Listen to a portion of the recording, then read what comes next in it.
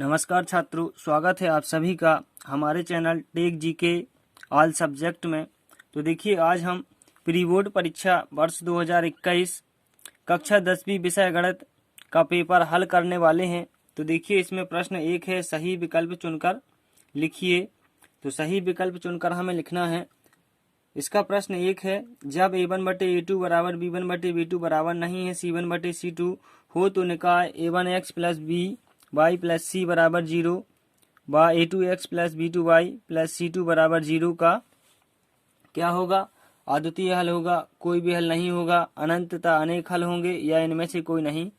तो इसका सही उत्तर क्या हो जाएगा? इसका सही उत्तर हो जाएगा कोई भी हल नहीं होगा। बा नंबर सही हो जाएगा।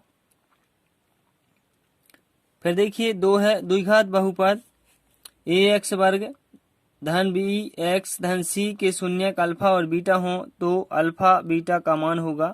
तो अल्फा और बीटा का मान क्या होगा? तो अल्फा और बीटा का मान यहाँ पर c/a हो जाएगा। इसका सही उत्तर c/a हो जाएगा। अब देखिए 3 है, यदि दो संख्याओं का गुणनफल 32 और 8 है तो इसमें सही उत्तर क्या हो जाएगा? 4। फिर देखिए 4 दिया गया है, द्विघात समीकरण ax वर्ग धन bx धन c बराबर 0 के दो बराबर वास्तविक मूल होते हैं।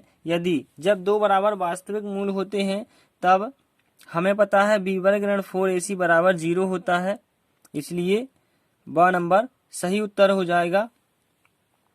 फिर प्रश्न 5 दिया गया है। प्रश्न 5 है, AP का प्रथम पद a तथा सार्वंतर d है तो n पद होगा। AP का प्रथम पद a और सार्वंतर d होवे तो फिर n पद a plus n-1 into D होता है। अब देखिए प्रश्न 2 में हमें खाली स्थान भरने हैं, यानी कि रिक्त स्थानों की पूर्ति करना है। तो यहाँ पर देखिए 1 दिया गया है, सभी वर्ग खाली स्थान होते हैं। तो हमें पता है सभी वर्ग समरूप होते हैं, तो यहाँ आ जाएगा समरूप। फिर 2 है, वृत्त के दो बिंदुओं पर प्रतिच्छेद करने वाली रेखा को खाली स्थान कहते हैं।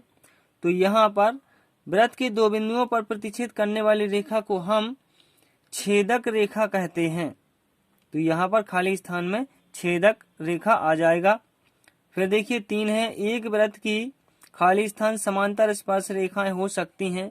तो हमें पता है एक वृत्त में 2 समांतर स्पर्श रेखाएं हो सकती हैं, तो यहाँ पर आ जाएगा 2। फिर देखिए 4 है, दो घनों को आपस में जोड़ने पर खाली स्थान प्राप्त होता है। तो दो घनों को यदि हम आपस में जोड़ दें तो हमें घनाभ प्राप्त हो जाता है, तो यहाँ पर क्या आ जाएगा? घनाभ। फिर देखिए 5 है, आंकड़ों में सर्वाधिक बारंबारता वाला पद खाली स्थान कहलाता है। तो आंकड़ों में सर्वाधिक बारंबारता वाला पद बहुलक कहलाता है। क्या कहलाता है? बहुलक। तो यहाँ पर बहुलक आ जाएगा। फिर देखिए प्रश्न 3 में हमें सत्य असत्य बताने हैं कि कौन सा सत्य है और कौन सा असत्य है। तो यहाँ पर 1 है, असंभव घटना की प्रायिकता 0 होती है। ये बिल्कुल सत्य है। हमें पता है असंभव घटना की प्रायिकता क्या होती है? 0 होती है। तो इसका उत्तर क्या हो जाएगा? ये सत्य है। फिर देखिए r त्रिज्या वाले वृत्त का परिमाप 2πr होगा। r त्रिज्या वाले वृत्त का परिमाप क्या होता है? 2πr। ये भी सत्य है।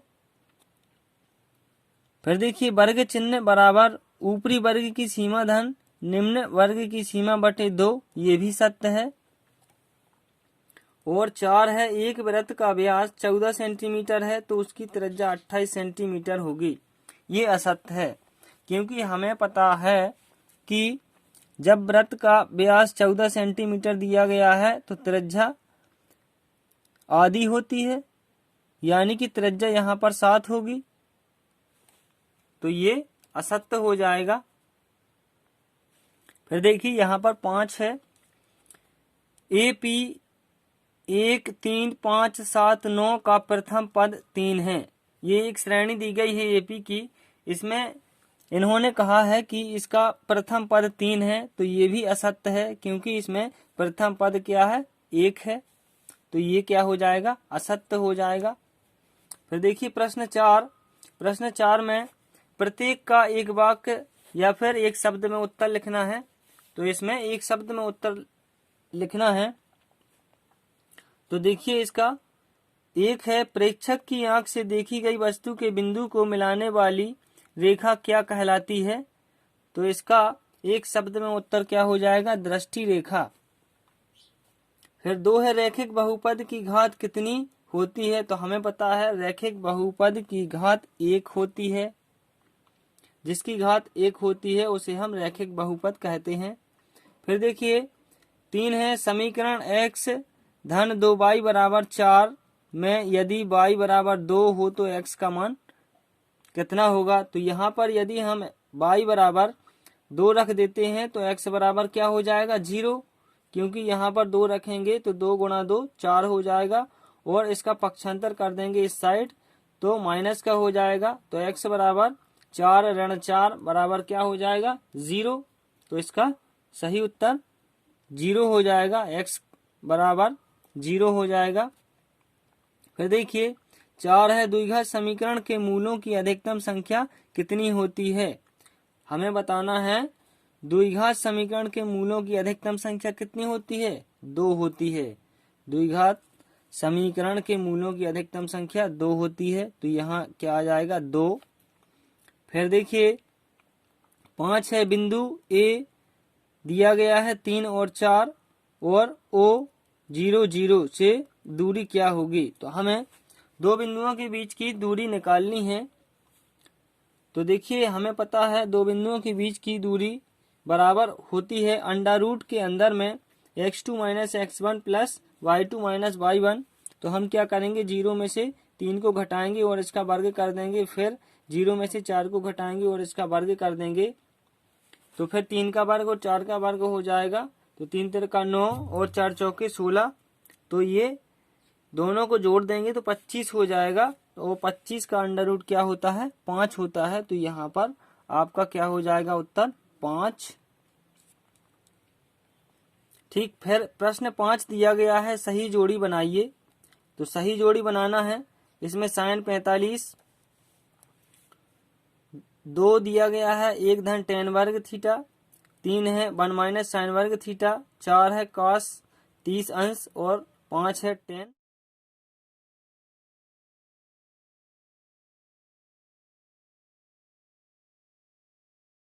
इसका सही हो जाएगा 1/वर्गमूल 2। साइन 45 के बराबर में हम लिखेंगे 1/वर्गमूल 2।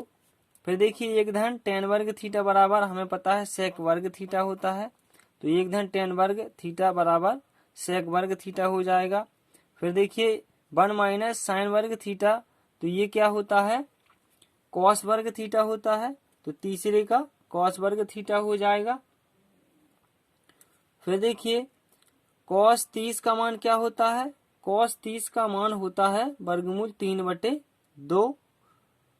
ये हो जाएगा वर्गमूल 3/2। और tan 60 का मान क्या होता है, tan 60 का मान वर्गमूल 3 होता है। ये मिसप्रिंट हो गया है यहाँ पर, यहाँ tan 60 बराबर क्या हो जाएगा, वर्गमूल 3।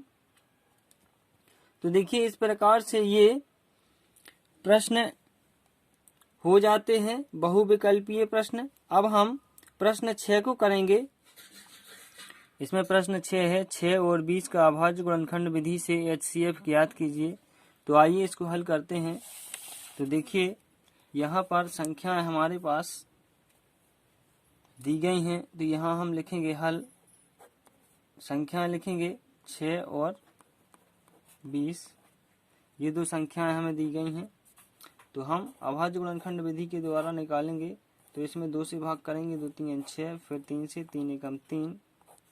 फिर इसी प्रकार से 20 की निकालेंगे, 2 से भाग करेंगे, 2 एकम 2, 2 शून्य 0, फिर 2 से 2 पंचे 10, फिर 5 से 5 एकम 5।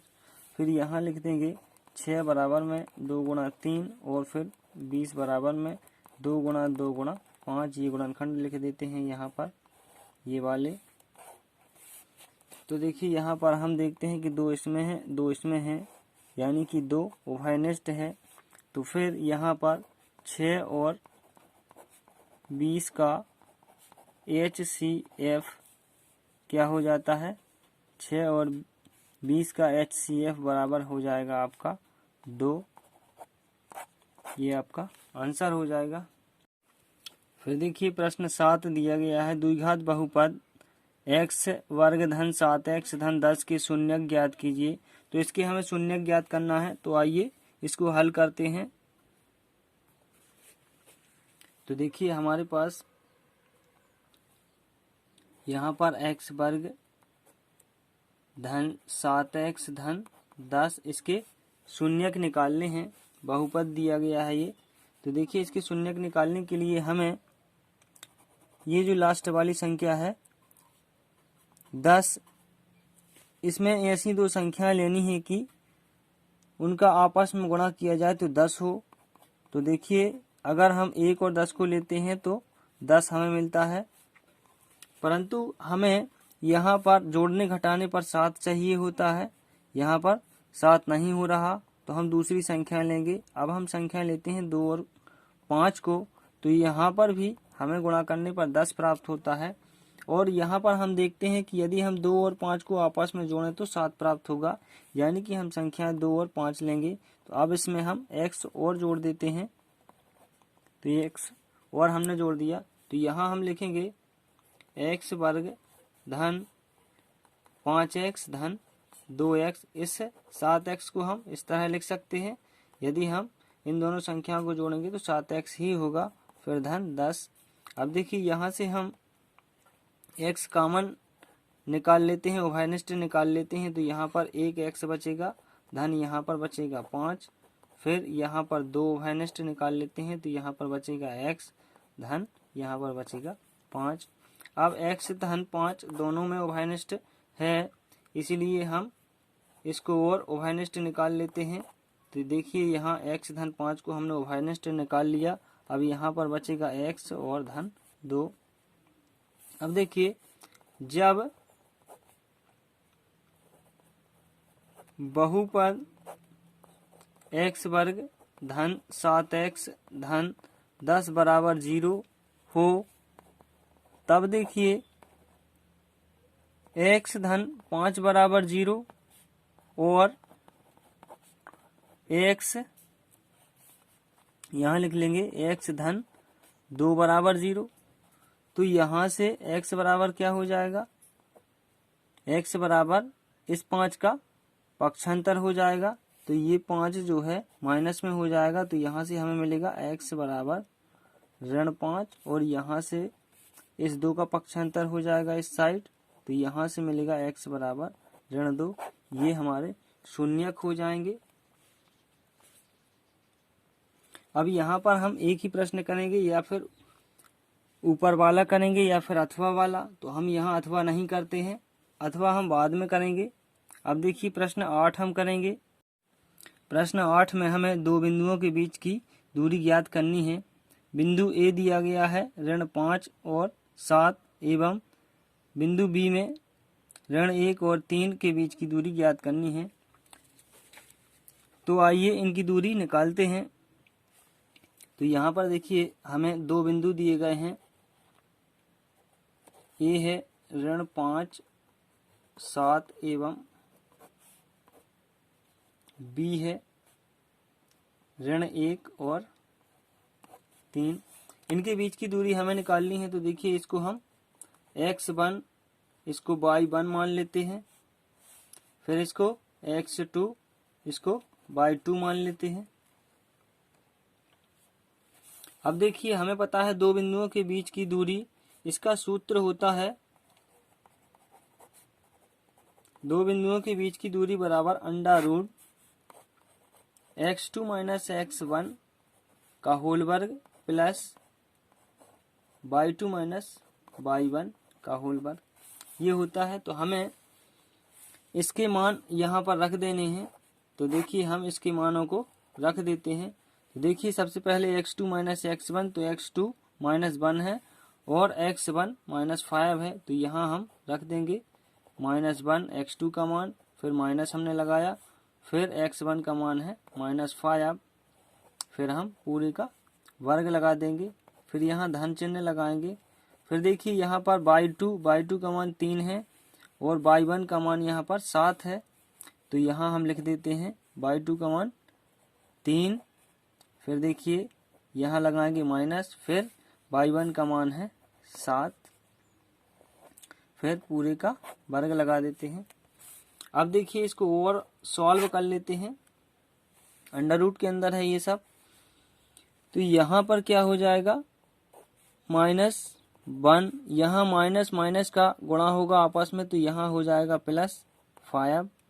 फिर देखिए ये होल वर्ग प्लस यहाँ 3 - 7 और इसका वर्ग। अब देखिए हम इन संख्याओं को जोड़ घटा देते हैं। तो यहाँ पर धन की संख्या बड़ी है और ऋण की संख्या छोटी है, तो धन की संख्या को हम लिखते हैं जो बड़ी संख्या होती है। तो यहाँ पर 5 में से हम 1 को घटा देंगे, तो यहाँ बचेगा धन का 4, इसका वर्ग। धन यहाँ पर ऋण की संख्या बड़ी है, तो यहाँ ऋण 7 और धन के 3 है, तो यहाँ ऋण की 4 बचेंगे। फिर देखिए 4 का वर्ग 16 होता है और ऋण 4 का वर्ग भी 16 होता है। यहाँ पर 16 और 16 आपके 32 हो जाएंगे। और 32 को हम किस प्रकार से लिख सकते हैं, 4 × 4 ये 16 हो जाएगा, 16 दूनी 32 लिख सकते हैं। अब देखिए ये 4 इसकी जोड़ी बन जाती है, तो ये बाहर आ जाएगा और यहाँ वर्गमूल के अंदर 2 बचेगा, तो ये इसका उत्तर हो जाएगा। तो हम यहाँ लिख सकते हैं बिंदु ए ऋण 5 7 एवं B -1 3 के बीच की दूरी बराबर क्या, 4 वर्गमूल 2 है। ठीक। अब देखिए यहाँ प्रश्न 9 दिया गया है। एक पासे को एक बार फेंका जाता है, एक अभाज्य संख्या प्राप्त करने की प्रायिकता ज्ञात कीजिए। तो आइए इस प्रश्न को हम हल करते हैं। तो देखिए जब हम एक पासे को फेंकेंगे तो इसमें कुल परिणाम कितने होंगे, 6। 1 2 3 4 5 6। तो यहाँ हम लिखेंगे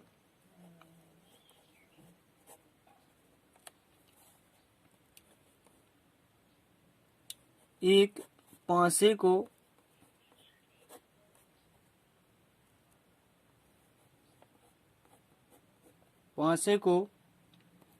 एक बार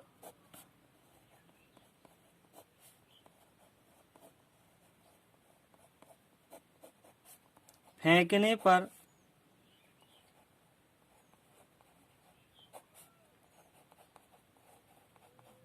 कुल परिणाम बराबर, कुल परिणाम क्या होंगे, 1 2 3 4 5 6 ये होंगे। तो अब देखिए इसमें प्रश्न में कहा गया है कि अभाज्य संख्या प्राप्त करने की प्रायिकता। तो देखिए इसमें अभाज्य संख्याएं कौन सी हो जाएंगी, तो यहाँ हम लिखेंगे अभाज्य संख्याएं। तो इसमें अभाज्य संख्याएं कौन सी हो जाएंगी, 2 अभाज्य संख्या हो जाएगी, 3 हो जाएगी और 5। तो यहाँ लिखेंगे अभाज्य संख्याएं 2 3 5, यानी कि 3 अभाज्य संख्याएं हो जाएंगी। तो यहाँ हम लिखेंगे अभाज्य संख्याएं प्राप्त करने की प्रायिकता, अभाज्य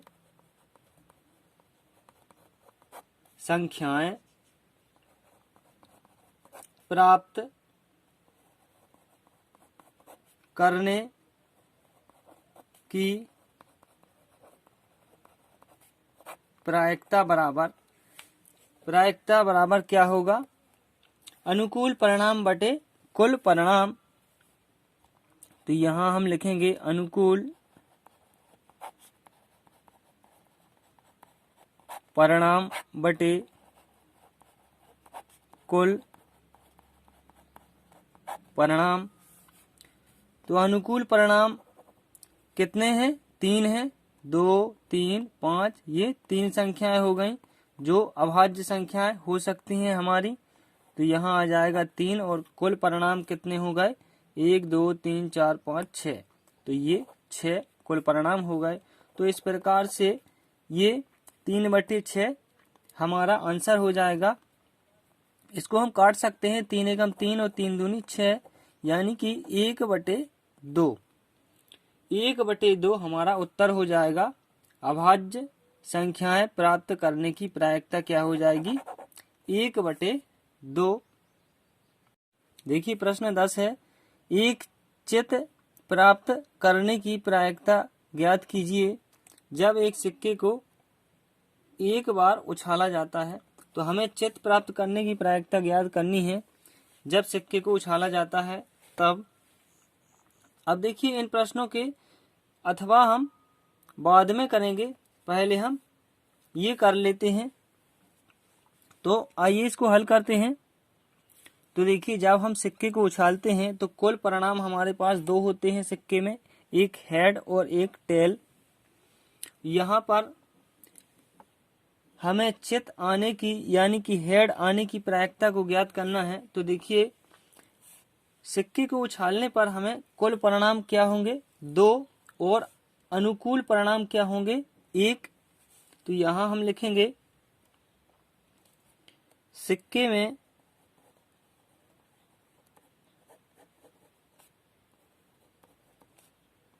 कुल परिणाम बराबर 2 है, एक चित और दूसरा पट। और फिर देखिए अनुकूल परिणाम कितने हो गए, अनुकूल परिणाम 1 है, क्योंकि हमें चित आने की प्रायिकता ज्ञात करनी है। तो यहाँ हम लिखेंगे, हमारे पास प्रायिकता का सूत्र होता है कि अनुकूल परिणामों की संख्या बटे कुल परिणामों की संख्या। तो यहाँ हम लिखेंगे चित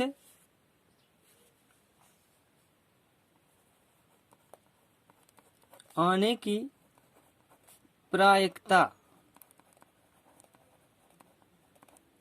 चित आने की प्रायिकता बराबर अनुकूल परिणाम बटे कुल परिणाम, अनुकूल परिणाम बटे कुल परिणाम।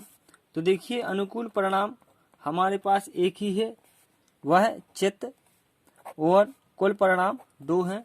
तो इसकी प्रायिकता क्या हो जाएगी 1/2। चित आने की प्रायिकता हो जाएगी 1/2।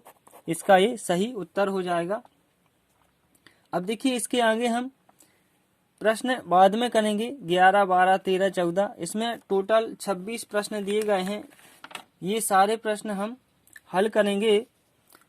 अब यदि हम सारे प्रश्न एक साथ करते हैं तो वीडियो ज़्यादा लंबा हो जाएगा। तो देखिए आज तक हम इतने ही प्रश्नों को रहने देते हैं। वीडियो देखने के लिए आप सभी का धन्यवाद। चैनल को सब्सक्राइब जरूर करें।